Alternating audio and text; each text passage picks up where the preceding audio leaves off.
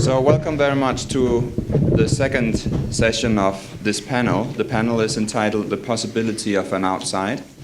We had our first session yesterday. I opened the panel as the first speaker, and our second speaker yesterday was Professor Fiona Jenkins, who's sitting there in the middle, from Australian National University. And today our first speaker is Professor Charles Locke. He is Professor of English and Literary Theory at the University of Copenhagen in Denmark. He's the author of some 180 articles dealing with literary theory, English literature, theoretical issues of perspective, and problems of signifiers, writings, and punctuation. Today he will deliver a lecture which has the title On Not Being an Insider, Reflecting on History or Trying to. Professor Locke. Thank you very much, Tim, and thank you very much for the invitation. It's a very special circumstance to be thinking about not being an insider in a place as exotic as Oro Preto, where one feels so strongly an outsider. And so there's an interesting problem of being in this context where I can hardly help but feel an insider, and yet in a city and a country where I'm very much an outsider. It is an interesting and challenging dilemma, as it were, to be resolved in the very rhetoric of using the words inside and outside. I'll begin with a quotation from Derek Walcott, the Caribbean poet at the time that he won the Nobel Prize, some 23 years ago, when he said, "Truly the tribes of Europe have a monopoly on historical explanation." Europe, of course, writes history, has done the writing of history, leaving the others, as it were, to protest, to decolonize the mind, and so on, to decolonize the historical narratives. But this is the problem of history that we face, that I can say I face, not as a historian, but somehow as an exemplary Englishman, at least so I think myself to be, teaching English literature in Copenhagen. There I'm the exemplary Englishman, but of course when I'm in England, I'm somebody who's sort of lost out and living in some foreign country. So this insider-outsider is part of the rhetoric of oneself, of any teacher, measuring up where you stand from, who your audience is. What is it that you are speaking from inside? What is the outside to which you are addressing your words?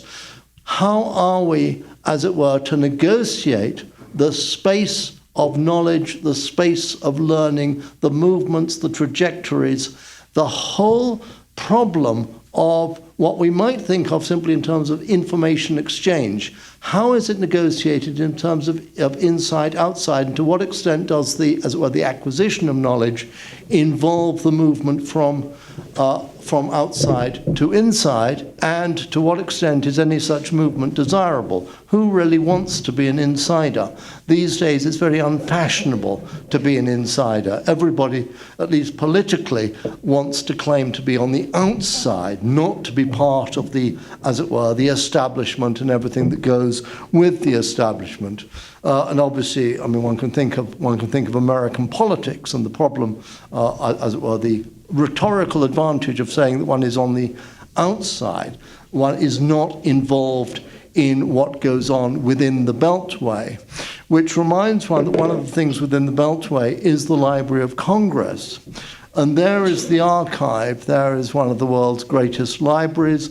There is the archive. What is kept in the archive is kept to some extent secret. You've got to get into the archive. You've got to get your permissions, have your invitations, your recommendations, and so forth, in order to get into a place that is fundamentally designed both for preservation and for inaccessibility. And this is, of course, something that Derrida brings out beautifully in his meditation on the Freud Museum or the Freud Archive, that the word archive is cognate with the word arcane, that it is what is most hidden from the world, what is most hidden from the world, what is rendered inaccessible. And so we have a lovely contradiction in modern university education, shall we say, or modern university policy, higher education policy, between the sort of general command that everything must be made accessible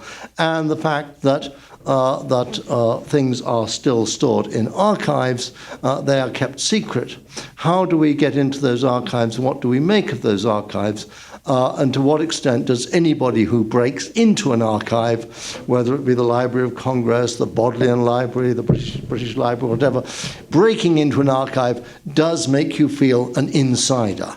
And, as it were, what you write based on what you found in the archive reveals yourself, discloses yourself as an insider.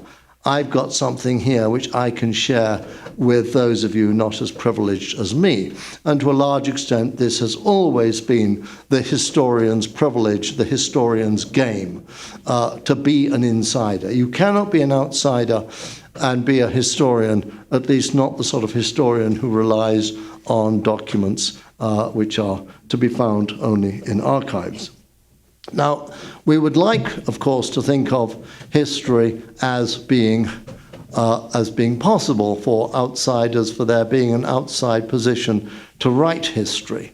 And this, of course, has been entertained, hypothesized for at least 100 years, I suppose, and we might say even since Nietzsche, as a possibility. But of course, all those who do the hypothesis, not all, but most of those who do such, who entertain such hypotheses of the possibility of writing history from the outside, are themselves on the inside and very well acquainted with the archives, so that there's no guarantee, there's no possible guarantee that when you think about writing history from the outside, that this is not actually yet another illusion of the liberal dialectic, that somehow we can move to the outside without, in fact, bringing with us all the privileges of the inside. The trouble with any of this, with all these possibilities or hypotheses, is that we can never know that we've escaped our limitations, or merely, as it were, expanded the liberal illusion of having done so. And I think this really haunts all historiographical thinking, at least of the past 50 or 60 years. How do we know that we can ever do without the inside? There is no inside, however, that is not also an outside, nor a depth that is not a surface, at least to those who have access to it. How could we ever get outside the history, not the archives, but now the history from which, the history which is told on the basis of what's in the archives? How can we ever get outside the history that would inscribe us as its own? All binaries involving otherness seem to suppose tacitly that access to the other depends on something like intuition, itself an occluded quality which is not demonstrable to the senses. And therefore, the sort of thing that you invoke, say, the other, to explain a sort of epistemological awareness that nothing else can explain. And so to be on the inside and to be reading about, reading in the archives about things which are other to us is something which we know cannot be achieved, the understanding cannot be achieved on the basis of the quality of being inside the archive. You go into the archive, you do the work, but it's about something else, something which you can only have some sense of as other to yourself. And at this point, I might quote the famous opening sentence of a novel, probably not much read, but I think most people know the opening sentence, at least in the English-speaking world.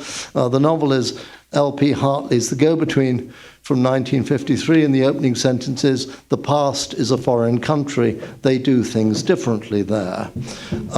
A beautiful sentence because it spatializes the past. It does not put the past into the past tense. It says the past is a foreign country. They do things differently there. And this is, again, a sense of the archive where, although such words as imagination are deeply unfashionable in modern academic discourse, there is a sense in which they are unavoidable if we are, as it were, secretly to confer with ourselves as to how we negotiate the sense of being inside the archive, and from there trying to apprehend and understand the otherness of that which we are outside, that we're outside of that which we are studying. We cannot speak of that, as it were, from within. Otherwise, we wouldn't be in the archive. We wouldn't need to go into the archive because, of course, for that daily life of which we are, as it were, citizens on the inside, we don't need to go to the archive for that. So the archive is a kind of deep inwardness which gives us access to an otherness which we are outside. I will pass over various theoretical reflections on the past as present. I simply don't accept that the past is past.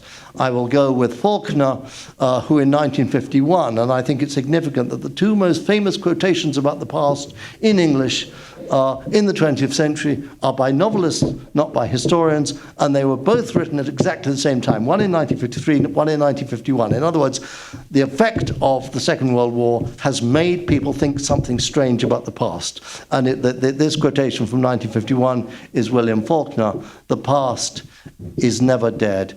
It's not even past." And that past, the sense of the past being always with us, the sense of the past being, as it were, distributed in space around us, is something which might be taken to mark a shift in our understanding of history in the mid-20th century, just as it's about 100, well, it's after another war, after the Napoleonic Wars, that Albertine de Broglie, I think I'm quoting yes, I'm quoting one of my colleagues here, I'm not sure which one, says that we are the first generation who is truly in a position to understand history or to understand the past. This is 1823. So there's this sense in which a war or the peace that follows a war gives one a perspective on what has happened, but also a sense that it has not gone away, that rather it remains for us to apprehend it. I'd also say that all of writing does not just come from the past, it defines the past. I write something, as soon as I've written it, it belongs to the past. Whereas when I speak, it's in the present. As soon as it's not in the present, what I've said has gone. So I would want to, from a sort of linguistic, theoretical point of view, to say that past and present ultimately derive from the sense that when we write, we create the past. You find a bit of paper, you find a text. The first thing you need to know about it, if you are to interpret it, is when it was written.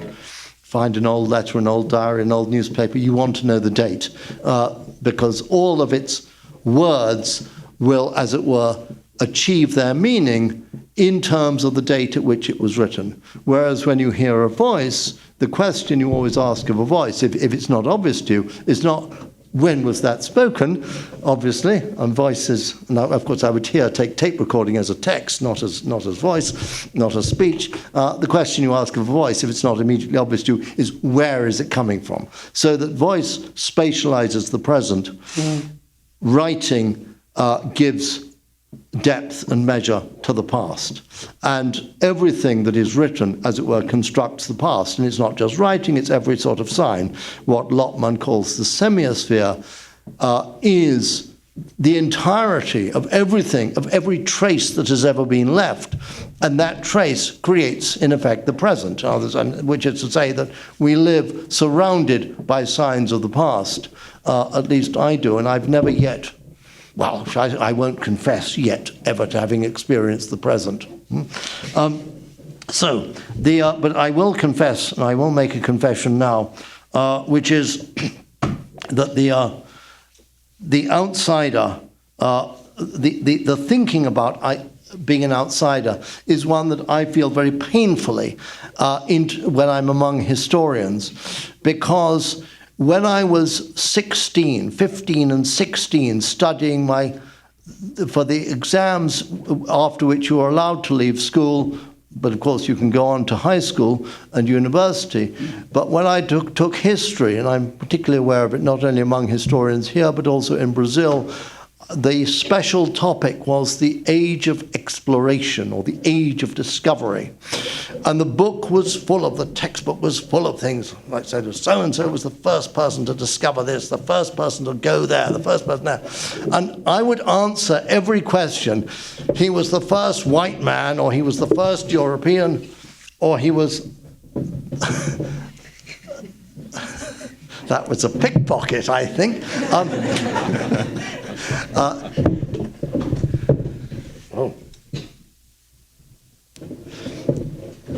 The first, and I would say, but the question is not just who this is the first Europeans, whether it was Vasco da Gama or Cabral or whoever it might be, but it was what did they think of him, and so on and so on. And for this sort of insurrectionary response to an utterly Eurocentric view of history as presented in English textbooks, British imperial textbooks of the 1960s, I failed that exam, the only exam I failed in the subject in which I was most keen, and was therefore forbidden to go on to study history even in high school, even for the high school exam, which meant that I could, of course, not study history at university. So when I confess to being an insider, I can say, yes, I was a student at Oxford of English literature. You can't get more inside than that, I suppose. At least you cannot less plausibly deny that you're an insider if that's on your CV. But at the same time, I felt deeply excluded, offensively and angrily excluded from history, from the study of history, which I might well have pursued. And so I was extremely interested in history, probably more interested in history than in literature. And I was watching what was going on in history at Oxford. And I just recently sort of thought, this is quite remarkable how many historians there were at Oxford of international status, doing all sorts of things, from the sort of the aged ones like A.J.P. Taylor to the young ones who were not so famous then as they've since become, such as Simon Sharma. They were at Oxford, teaching at Oxford at the same time. And then you had others, and this is what interested me. There were famous radical historians in Oxford, or near Oxford, shall we say, at the time, people like E.P. Thompson, The Making of the English Working Class, or Raphael Samuel, the founder of the History Workshop, the sort of left-wing history from the ground up approach. These were controversial figures, others were establishment figures. There was all sorts of political discussion going on, controversy going on about what history should be, what the history of England is, the history of the working class, popular culture, or should it be the history of the governing class, and so on and so on. At the same time, there were much less famous, much less controversial historians, all of whom were, I think, very much of the establishment, who subsequently came to my attention in a quite different way. That is to say, they became famous in the countries to which they had devoted their life's study. I'm thinking of Denis Max Smith, the historian of Italy, who's a household name, at least among Italian historians, if not among Italians, or Raymond Carr, the historian of Spain, who astonishingly had, I think, a 600-page biography written about him in Spanish, which has never been translated into English. And this seemed to me to be an interesting case of the historian as the outsider, the historian who's an insider in one culture, who can contribute to the history of another country or a culture, country. Of course, these are highly contestable terms, but simply by virtue of being the outsider. Raymond Carr was the historian of the Spanish Civil War, and any Spaniard trying to address the history of the Civil War is bound to be partisan, is bound to be faulted, but they could all agree to trust, or at least to refer to Raymond Carr as an objective authority. And this is the uses of outsideness, which I think is rather interesting. The other figure who strikes me as perhaps the most impressive act of outsidedness at least in English language historiography, is Joseph Needham with Science and Civilization in China, a book which everyone knows, and I don't suppose anybody has ever read in its entirety. A book which indeed continues to be written by Needham posthumously, I should say. So these are achievements of outsidedness, which I think need to be remarked on and need to be considered in relation to the whole idea of the archive, inside, outside, and then trustworthiness and comprehension, or achieving a readership. And when it comes to trustworthiness, I don't suppose that historians really have any other criterion for success except to say that their fellows, their colleagues trust them, their colleagues, their readers trust them. Beyond that, we really cannot go. And this, of course, is much the same in science as well. I mean, you can't, as it were, any sort of appeal to truth is an illusion, a nice illusion, no doubt. But it is the trust of one's colleagues, one's peers, and one's readers that really is the only, as it were, mark of success for the historian. I want to move on from, as it were, the exclusion from my own exclusion from the discipline and my own reflection on that discipline to the other thing, which the other aspect of not so much history as historiography that was extremely present in Oxford. That is the critique of Hegel and the critique of historicism in the work of Isaiah Berlin, Leszek Kolakowski, and Charles Taylor. So one had all those extraordinarily distinguished historians, extraordinarily distinguished and productive historians in the history faculty, and then outside the history faculty, you had these prominent thinkers and philosophers who were denying, as it were, the very possibility and validity of everything that the historians were doing. And it was rather an enjoyable sensation. These people say it's all nonsense. These people get on and do it anyway. They may talk to each other socially, but it doesn't stop them. And it was rather exciting. But of course, also, to me, was the very obvious sense that every one of those great historians was English. And then you had Isaiah Berlin and Leszek Kolakowski as your sort of, as the critique from outside, Isaiah Berlin playing up the outsidedness or the inside-outside, and Leszek Kolakowski being, of course, a refugee from Poland. And so the sense that history is something written by insiders for outsiders, and something which can best be challenged by outsiders who come from a position in which, as it were,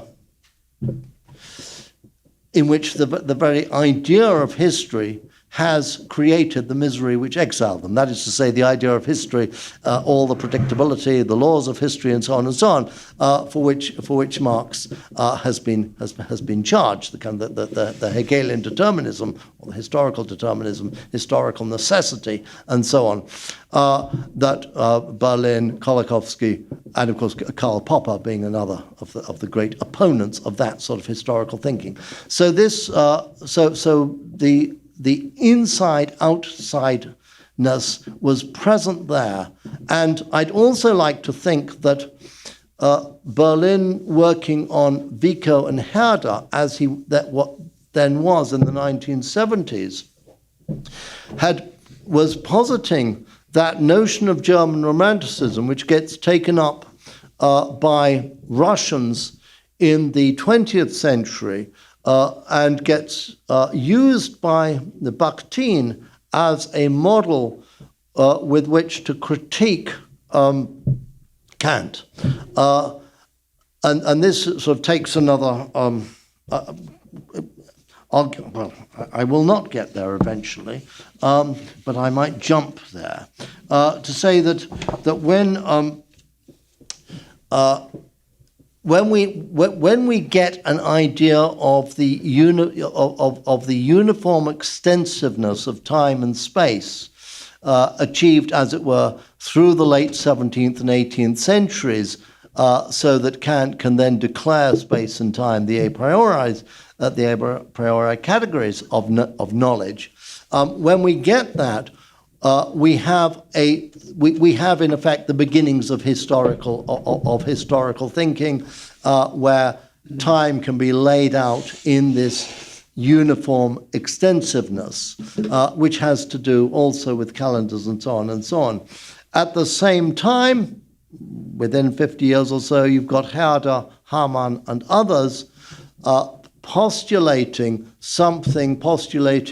what we think of as German Romanticism, but postulating an alternative to the classical tradition. And this is what Bakhtin is concerned with in developing his theory in the 1920s and 30s of the chronotope, where he says the chronotope is actually all we know of space and time, and the chronotope as represented in literature, a room, a road, a garden, whatever it might be. He says that's actually all we can know of space and time.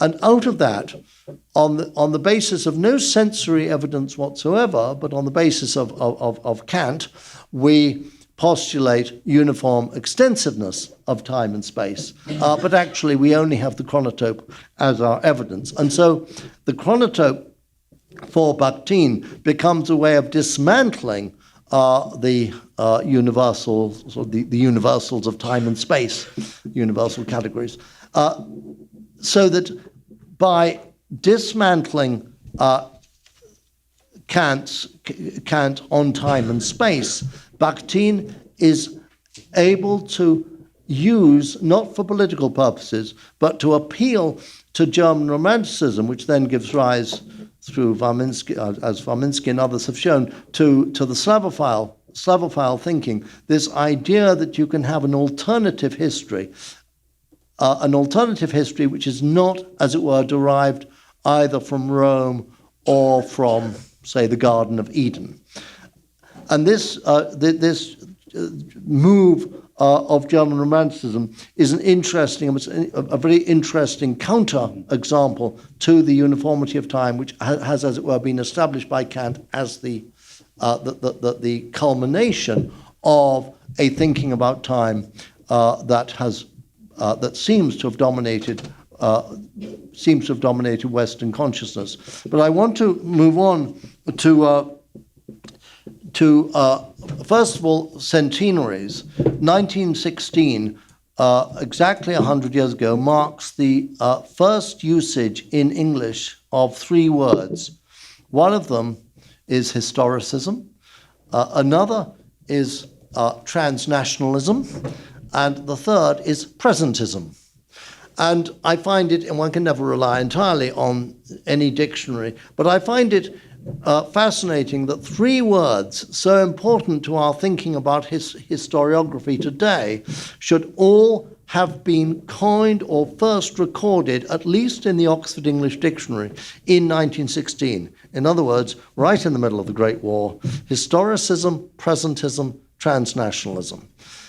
This itself would bear investigation. Why people are thinking in these terms in the middle of a war. In only one case is it in the United States, and that's of course before war, but actually the transnational is invoked in terms of the debate of Woodrow Wilson's debate about whether or not to go to war. So we have these three terms, which just struck me. Here we are 100 years later, and then I thought, yes, but what does it mean to say 100 years later? And then we have the whole problem of calendars, and the fact that the West, with its, as Derek Walcott says, with its monopoly on the modes of historical explanation, we accumulate years. We add them up in ways that other cultures do not. Other cultures do not think in terms of beginnings and endings. We in the West do, or at least we have done for a certain amount of time. And I should say that the way in which the Western calendar has developed since the time of Bede, who invents it in the 7th century, probably taking it already from the Islamic calendar, because it seems to me that the earliest record, the earliest time in which you use the number of the years to say where we are now, is in the year 18 after the Hijra, so that the Muslims are thinking in terms of adding up years just 18 years after the Hijra, whereas it takes Christians about 700 years, or 600 or 700 years, to figure out in the person of Bede, that is, that the birth of Christ might be a significant moment from which to add years on. But the whole idea of accumulating years is one which belongs exclusively to the peoples of the book, Christians, Jews, Muslims. And I haven't been able to find out exactly when rabbis start building up a universal calendar, but it seems to be before Islam. Islam may be modeling it on that. I'm not sure, and I need to find out about this. But the point is that all other calendars are cyclical. You go through stages and so on, but you don't, as it were, add them up. And which is why the Christian calendar is now the kind of the add-up calendar for the world. The Chinese are prepared to go along with it because they don't have an alternative counting system of their own. Whereas, of course, Jewish and Islamic communities will still preserve their own number of the year along with the Christian year, which they use for pragmatic purposes. And there's just one more thing, one more thing perhaps to say about insideness and outsideness, which is that we could, I could talk a great deal about the way in which we outsource memory. Our first outsourcing of memory was by writing. The second great outsourcing of memory came with print. And the third great outsourcing of memory is the one which is presently going on with Google or online information, where we, as it were, where our memories are weakened simply because we know we can find it all there. And I want to just to go back to thinking about inside and outsideness and the way in which we remember. I think we remember less and less. One used to learn dates of emperors, popes, kings and queens, just for fun, sort of schoolboy fun. Now there's no point at all in that, because even if you recite it, your students will have their Wikipedia list, and they'll only be there to correct you and humiliate you. So there's no point doing it at all. So that all of those mnemonic exercises have now been invalidated. And there is a story told of the sort of founding, the missionary saint of Denmark, St. Ansgar, who in northern Germany, somewhere around Pomerania, meets in the 10th century, meets the leader of a pagan tribe, meets a shaman, and starts negotiating with him. The missionary, St. Ansgar, or one of St. Ansgar's colleagues, proclaims his faith. The pagan challenges him. And then the missionary produces his pièce de résistance, a book. He says, it's all here. It's all in this book, the Gospels. And the pagan says, really? What is so important to you? You keep it out there in a thing, a mere thing, an object out there? What matters to us, we keep in our hearts. the wonderful thing about this story is, of course, it is told by the missionary. The missionary does not conceal what must have been a moment of intense awkwardness and humiliation, but rather he writes it down. And so this is what we are. This is how we, as it were, we Christians are humiliated because we need to carry the truth around outside of ourselves, whereas the pagans, they carry it in their hearts. And this is what we might call a documentary surplus or supplement, which reminds me of an occasion at the University of Toronto where I was teaching some years ago, when a Native American student told me that she'd been taking a course in Canadian history and they'd been looking at the Louis Riel rebellion in the 1880s, the various things going on with Louis Riel, and who was executed and is now a figure of enormous controversy and prestige also in Canadian history. And she wrote her essay in which she explained exactly what happened. And the teacher said, "But where's your evidence?" And she said, "Oh, I have it from my grandfathers. So my grandfathers told me all this." And so with that documentary deficit, knowing everything in her heart, I might say, she failed her test. And in me, who had failed my history exam some years earlier, she found a most sympathetic listener. Being an insider, having too much inside information, and this is where we have the paradox of the archive. We must, as historians, go to the archive, we must obtain access to the archive, we must become insiders, and we must report documentarily with footnotes and references and all the rest of it on what we have found there. This relative outsideness trumps in our world, and I use that word not unadvisedly, though no doubt ill-advisedly, the practice of those who truly know what they know because they carry it in their hearts and they do not need any documentary confirmation of what they know. And that, of course, is the condition of all those peoples, tribes in Derek Walcott's sense, who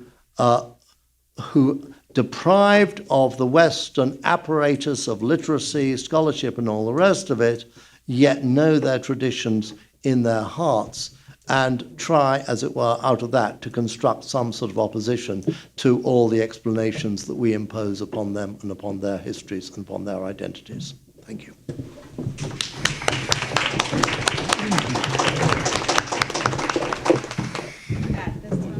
I would now like to introduce our second speaker in today's session of the panel, The Possibility of an Outside. This is Professor Eva Domanska. She is a professor of theory and history of historiography at Adam Mickiewicz University in Poznan, Poland, and she is also visiting associate professor at Stanford University in California, USA. She is the author of numerous books, edited volumes, and articles on theory of history and epistemological issues in the humanities, anthropology, and social science. Some of her books in English include Encounters, Philosophy of History After Postmodernism, and Refiguring Hayden White, an edited volume. Her paper that she'll present today bears the title Knowledge of the Past in Search for Epistemic Justice. Professor Domanska, please. Thank you very much. I really appreciate the kindness of team, and I like to thank you and all the group for having me here. This is really a great pleasure to present my ideas. I also have to say that I am representing organization committee of the next Congress of Historical Sciences, which is going to be in Poznań, Poland, 2020. So I have a kind of mission to attract my colleagues and students from Latin America and from all over the world to participate in this great event. I also have to stress that for the first time in the history of Congresses, CISH indicated that it wants to have one full day devoted to methodology of history. So this is a great chance for our groups interested of scholars interested in methodology of history, history of historiography, theory of history, philosophy of history, to submit proposals for the panels, joint session. So I welcome you to do that. You have to do it through the national commissions, and also you can survey the page, website, and submit your own proposals for papers. Today I would like to talk about knowledge of the past in the search for epistemic justice. I'm going to talk about 30 minutes. And I want to say that this is the part of my second book project on affirmative humanities and non-anthropocentric approaches to the past. The other book that I am finishing right now, it's about necros, an ontology, an introduction to an ontology of the dead body. But since I am dealing with real corpses, I have to go away from the topic from every so often and do more affirmative stuff like affirmative humanities. So this is a work in progress, and I would welcome all your criticism and comments that I'm sure will help me to improve the arguments. There are three presuppositions that I would like to make. Personally, I consider the differences, the binary between outside and inside, theoretically impotent. However, strategically, because of political situation in the world, from the point of view of practical past, this is absolutely necessary to, let's say, be able still to think about this binaries, because it would help us to reclaim our identity. And I'm working on strong subject. I am neo-essentialist, and I have no idea how I could establish myself as a strong subject, essentialist, a kind of subject. Of course, what I mean is strategic essentialist in terms of some political threats. So for me, this is a strategic move to think in terms of outside, inside, if it is necessary to establish myself as a strong subject. This is a first presupposition. The second presupposition is that I am haunting by Aryun Appadurai idea that we are able to create all sorts of alternative histories, but we are somehow impotent to create an alternative to history. So my project is future-oriented. I like to think about history in terms of the future and speculate how historians might contribute in creating such kind of ways of knowing the past and various knowledges of the past that would be inclusive, and they would include not only Western but Eastern and indigenous ways of knowing. That's why it's future-oriented. So from that point of view, I would treat like traditional history understood as a specific approach to the past as an outside, and the inside would be strategically something that is a kind of future project of inclusive knowledge of the past. Third presupposition is that I am very much interested in post-secularism and how post-secular ideas might inform, again, our knowledge of the past. I think it's very interesting to talk about methodological agnosticism, which is typical for disciplinary history, and how this agnosticism might be transcended if we want to imply some ideas of post-secularists to talk about knowledges of the past. So from that point of view, traditional secular history would be the inside, and the post-secular history, something that would involve some kind of spirituality, beliefs, religion, as an aspect of historical thinking would be the outside. But as I said, I treat this concept purely theoretically, because perhaps they are only for political reasons important. But anyway, so today I would like to propose the following order of my presentation. They are discussions, as I'm sure you are aware, about about the aims, new aims and modes of knowledge building. So in terms of history, I would say, what are the goals of building history right now? And these discussions are going on because of this very strong impact that is coming from natural life sciences that allows us to reconsider again history as a kind of knowledge that has or has not a survival value. So as we learn in the morning from our keynote speaker, history has no survival value whatsoever. So if we want to continue building historical knowledge, it might be interesting to ask the question, what kind of historical knowledge have this survival value for species, not only for humans, for other species, for Earth in general. So that's the first question that I would like to ask. The second question is that I would like to propose to talk about epistemic justice and injustice, and talk about it within the frame of the type of humanities that I would like to call prefigurative humanities. And if I have time, I would like also to mention the problem of slow science. I don't know if you heard about slow science movement. This is a very strong movement that appears. It begins at around 2010 to 2007. And it goes from slow food movement.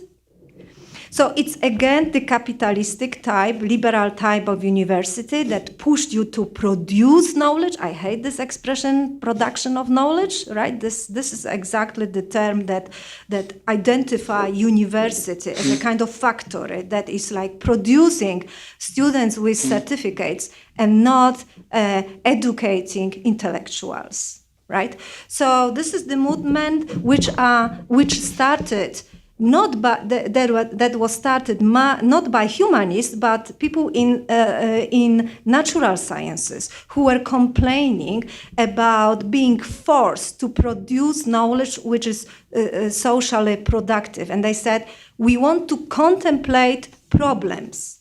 We don't want to produce knowledge, and we don't want to work being forced to write articles that have this special, let's say, special that the commission would evaluate according to a certain, credits, and you know what I mean, right? So. I would not talk about details about that, but important is to mention that. So I think that there is, I would like to propose that there is a strong correlation between between this movement of slow science, of what I want to talk about when proposing the term prefigurative humanities, which is the future-oriented type of humanities, and epistemic justice. And I want to propose epistemic justice as a kind of directive, as a kind of goal, aim, that's supposed to guide research in this frame of prefigurative humanities.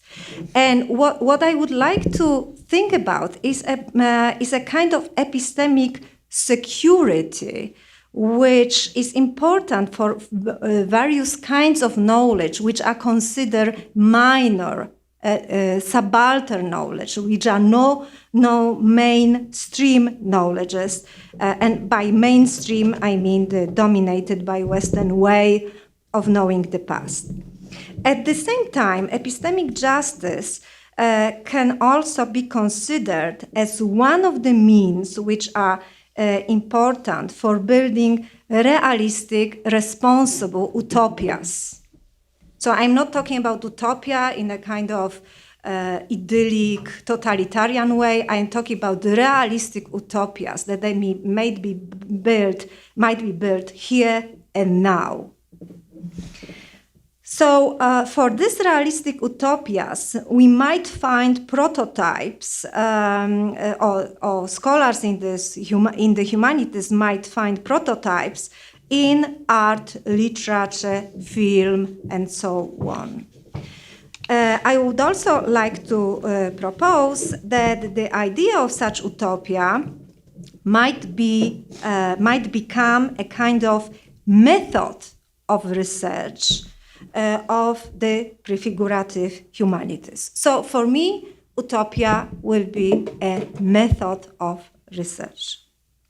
One of the important aims of the prefigurative humanities,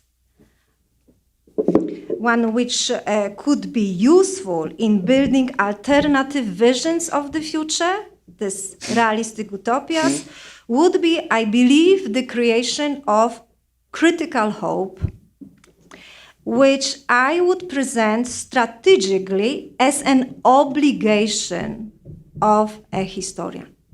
So it's not only a virtue. I'm not talking about Christian hope, right? I'm talking about scholarly critical hope, which is an obligation right now, a necessary obligation in this time, very difficult time in our world history, where we are threatened by terrorism, new colonialism, problems related with migrations, poverty, crisis of democracy, climate change, and so on and so forth.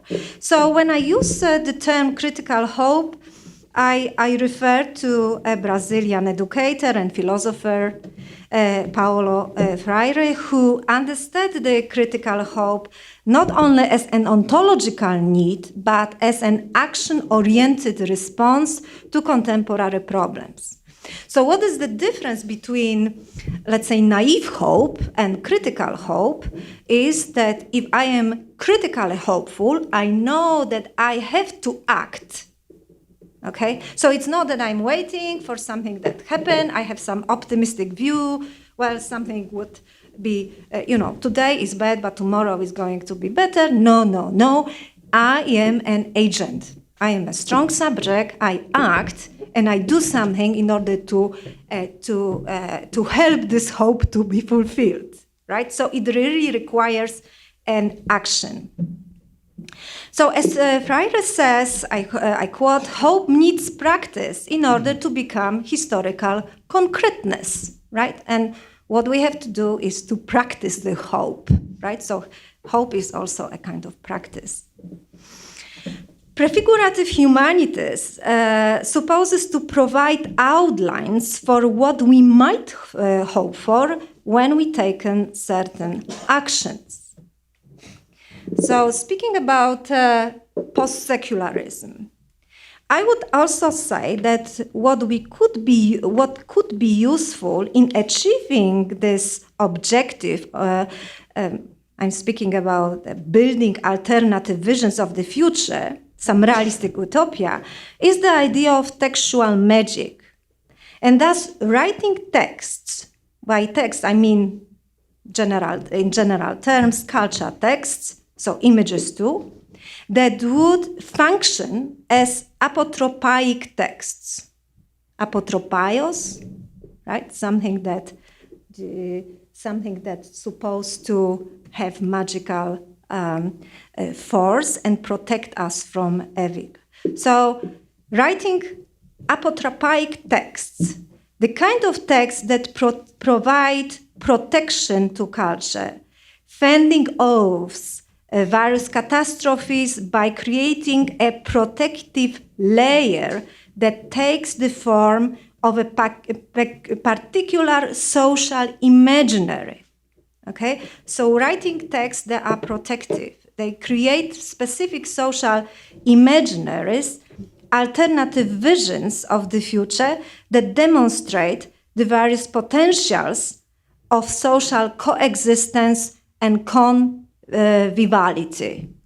So what I mean is that, for example, instead of focusing on something which is wrong, usually it's wrong in the past, let's focus on concrete examples of coexistence and create these examples as a kind of starting point to create this space of expectations, critical hope that might have happened. We don't have any concrete proof that it will happen, but we have to act in spite of the time. So, in this way, the prefigurative humanities, which are particularly necessary in times of growing conflicts and threats, would constitute a form of protective and defensive practice. Their aim would be preventive, as I said, actions taken ante factum rather than post factum, which in the principle is the principle of the exorcism. So now I say something maybe controversial. I feel that memory studies, this is something which is like exorcism. We are trying to exorcise all this evil that happened in the past. I'm trying to say that we also have to have this ante factum preventive strategy. So history, generally speaking, is about exorcism. Now I'm thinking how it might become, how history might be successfully be preventive. Since we have all this spell, for example, nunca más, never again. This is a performance that was never performative, right? We reclaim it, we say it all over again. Every time the new genocide happened, every time that we have mass murder, there is nunca más, nunca más, nunca más. Nothing happened. We learn from history that we never learn anything from history. So how we can actually do something in order to really make the speech act out of this nunca más. So now I'm going to talk about epistemic justice. The question of epistemic injustice and justice is one of the most important issues addressed by the emancipatory humanities. The question, as we know, concerns the relations between power and knowledge and the relations between social epistemic injustice. However, the term itself was introduced recently by Miranda Fricker, who in 2007 published the book Epistemic Injustice, Power and the Ethics of Knowing. Of course, as we know, subject is not new. For example, Foucault and his relationship between power and knowledge is an example of this kind of concerns. Not speaking about feminist epistemology and scholars like Susan Bordo, Donna Haraway, Sandra Harding, Helen Longino, all these scholars were really very seriously explore this question. But what is interesting is that Fricker approached it from the perspective of virtue epistemology, which is linked to analytical philosophy. So she claims that both fields, virtue epistemology and the problem of epistemic injustice, have common idiom. They have the common base for discussing this subject. I am a very great proponent of coming back to analytical philosophy of history. The analytical philosophy of history is back, is also back somehow from the back door in philosophy of history. However, the problem is that we are still discussing historical narrative as we come back to the analytical tradition of 60s, speaking about Dante and so on. I'm thinking about Paul Roth, this is what he's doing. What I would propose is to find in contemporary analytical tradition, such kind of tendencies that might be useful to introduce analytical aspects of philosophy into philosophy of history. So for me, virtue epistemology is one of this possibility. Okay, so I proposed many years ago that virtue epistemology might become epistemology of history. With the introduction of the particular language and mode of thinking of analytical philosophy, the way of framing the question is also transformed and is shifting from the previous dominance of post-structuralist approaches, which are, of course, highlighted in the name of Michel Foucault works on power and knowledge. So just to give you an example how Fricker is talking about it, she has this fundamental, she is talking about fundamental forms of epistemic injustice, about testimonial injustice, hermeneutic injustice. I think it's a very useful book for somebody who is talking about testimony, witness testimony, Holocaust, genocide studies. But I'm not going to go into that. For the purpose of this presentation, I just want to highlight one crucial aspect of virtue epistemology, since it is based on the premise that epistemic subjects are moral subjects. So the representatives of virtue epistemology, which is a very different field with many different representatives and tendencies. So, but I'm just focusing on two of them, John Greco and Linda Zagrzebski. They maintain that intellectual virtues that subjects possess, like intellectual honesty, responsibility, impartiality, balance, openness, respect, accuracy, curiosity, they are fundamental for the creation of valuable knowledge. And in fact, they are prerequisite of creating valuable knowledge. So for example, Linda Zagrzebski says, knowledge is the state of true belief arising out of acts of intellectual virtue. John Greco says, S knows P only in cases where S believing P results from a virtuous cognitive character. So you see the typical language of analytical philosophy. But what it simply means for us historians is that the virtue epistemology reveals it, that a historian cannot create objective and reliable knowledge about the past unless he or she possesses such intellectual virtues as impartiality and truthfulness. So, if I am not a truthful person per se, I can't produce truthful narrative about the past. Okay? So, by introducing virtue epistemology into theory of history, we also empowering this, I think, very important aspect, formative aspect of the humanities, that we actually form our students, right? We have to not only give them, pass them some knowledge, but we are also forming intellectuals, responsible citizens. We also allow them to, or discipline them to exercise these intellectual virtues, which are not always present, like impartiality, balance, and so on and so forth. So now I would like to position the question of epistemic injustice and justice in the context of postcolonial studies and discuss it in the framework of the geopolitics of knowledge.